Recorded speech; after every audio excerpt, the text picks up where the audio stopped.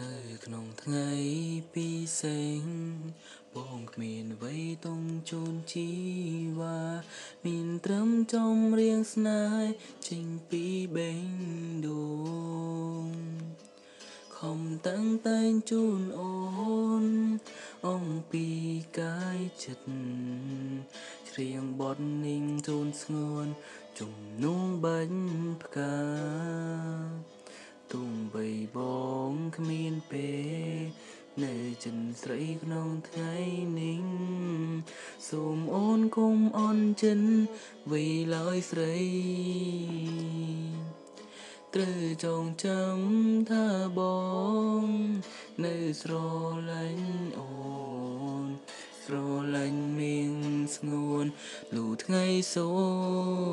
នចង់ស្រែក5លោកកា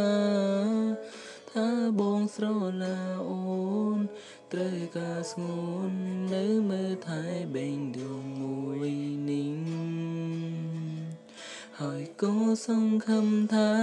យើងនឹងរៀងសើស្នេហ៍នេះឲ្យគង់វង្សមិនបែកបាក់ទោះមានរឿងរ៉ាវយ៉ាងណាក្តីហូ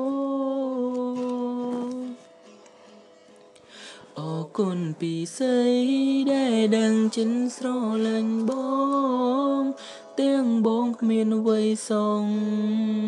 មានតែចិត្តស្មោះប្រគល់ទុំជូនអូនហើយក៏សន្យាថានឹងស្នេហ៍តែអូនម្នាក់គ្មានថ្ងៃបែកបាក់ពីស្រី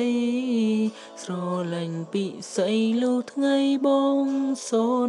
បងស្រឡាញ់អូន